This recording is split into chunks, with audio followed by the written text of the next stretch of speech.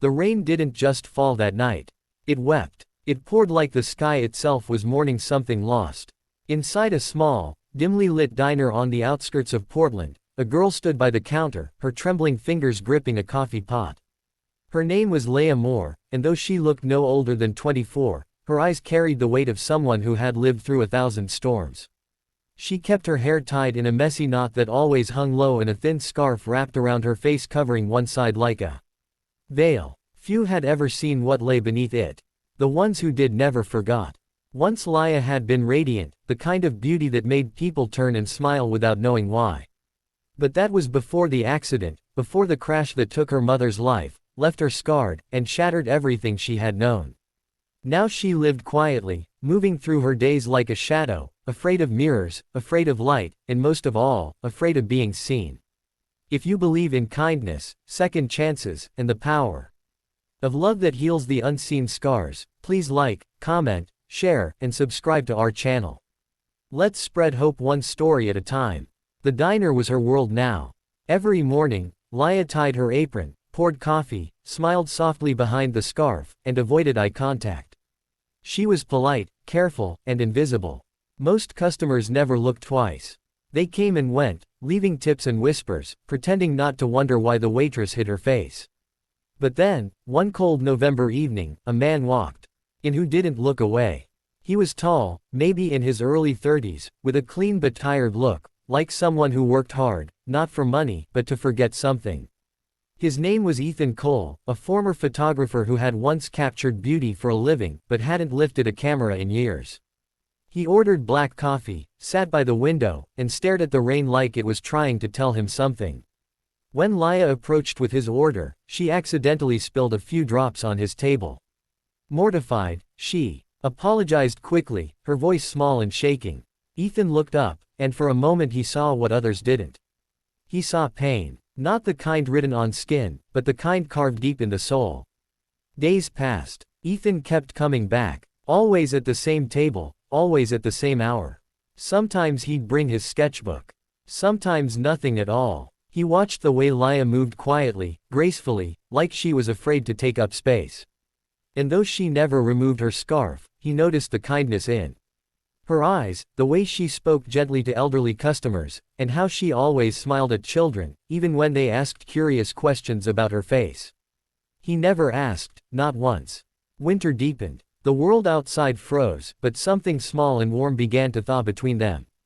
Ethan would leave small notes on napkins, little sketches of flowers or sunrises. Nothing romantic, just hopeful. Leah began to look forward to those notes. They reminded her that beauty still existed, even in things broken and incomplete. But fate has a way of testing those who begin to hope again. One afternoon, a group of young men walked into the diner, laughing too loud, acting too confident. They had been drinking, and when they saw Leah, one of them made a cruel joke about her scarf. Another snickered and said she must be hiding a monster's face. The laughter stung like knives. Leah froze, clutching the tray, her body shaking as the room went quiet. Before she could run, Ethan stood up. He didn't yell, didn't threaten. He simply walked over, took the tray from her trembling hands, and looked those men in the eyes with a calm so cold it silenced them. "That's enough," he said softly. And though his voice was gentle, there was steel beneath it. The men muttered and left, shame following them like shadows. That night, when the diner closed, Leah sat alone in the back room, crying quietly. Years of pain poured out in that single moment. The fear, the shame, the loneliness.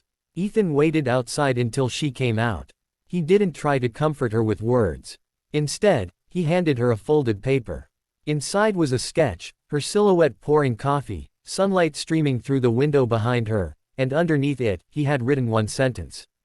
"You are the most beautiful thing I've ever seen." Leah broke. But it wasn't the kind of breaking that destroys. It was the kind that begins to rebuild. Days turned into weeks. Slowly, she began to speak to him more. He told her about his past, how he had lost his wife in a fire 5 years ago, and how he hadn't taken a photograph since. She told him about the accident, the car, the glass, the flames, and the scar that stole her confidence. They both carried burns, just in different places. One day, Ethan brought his old camera to the diner. I want to show you something, he said. Laya shook her head instantly, panic rising in her throat. No pictures, she whispered. Not of me, he nodded. All right, then I'll just take pictures of everything you love. And he did. The coffee cups, the rain on the window, the cat that always slept by the door, the old man who came in for soup every evening. Through his lens, he captured her world, the quiet one she had built out of brokenness. Then one evening, as the sun dipped low, he showed her the prints. They're beautiful, she whispered. They are, he said, because they see the world the way you do. It was that moment she realized he wasn't trying to make her feel seen. He was teaching her how to see herself. Again, spring came. The scarf remained, but the way she wore it changed. It wasn't hiding her anymore. It was simply a part of her story. One morning, Ethan asked her to come outside. They stood behind the diner near a wall of wild flowers that had begun to bloom. He took a deep breath. Laya, I want to take one picture. Just one. Not for the world. Just for you. She hesitated. Her heart pounded. Then trembling, she nodded. He lifted the camera slowly. Laya reached up and unwrapped the scarf. The cool air brushed against her skin, and for the first time in years, she didn't flinch. The scar ran down the right side of her cheek, a map of pain and survival. But Ethan didn't look shocked. He just smiled softly, tears filling his eyes. Perfect, he whispered. Click. That single photograph changed everything. Ethan never shared it. It wasn't meant for anyone else. But when Laya saw it, the way the sunlight touched her face, the quiet strength in her eyes, she finally saw what Ethan had seen all along. Beauty. Not despite the scars, but because of them. A few months later, the diner owner retired and offered Laya the place. She hesitated, unsure she could manage it alone, but Ethan helped her, repainting the walls, setting up a small corner where he hung his photos. Together, they turned the old diner into something new. The Second Chance Cafe. People came not just for coffee, but for comfort, for kindness, for the feeling that maybe, just maybe, broken things could still be beautiful. And one day, as a little girl with a birthmark on her cheek came in, hiding behind her mother, Laya knelt down, smiled, and said softly, "You're beautiful, sweetheart." The little girl smiled back. And in that moment, the circle of healing continued. Ethan still came every morning, still sat by the window, sketching or reading. Sometimes, when the sun caught Yila's face just right, she'd laugh and tease him, asking if he was still trying to find the perfect picture. He'd smile and say, "I already have." If this story touched your heart, please like, share, and subscribe to our channel. Let's remind the world that kindness can heal what pain has broken. Before you go, tell us in the comments, have you ever met someone who helped you see your own worth again? Because sometimes the most beautiful love stories aren't about perfection. They're about two broken souls who find the courage to see beauty in each other's scars. And that's exactly what Ya and Ethan did.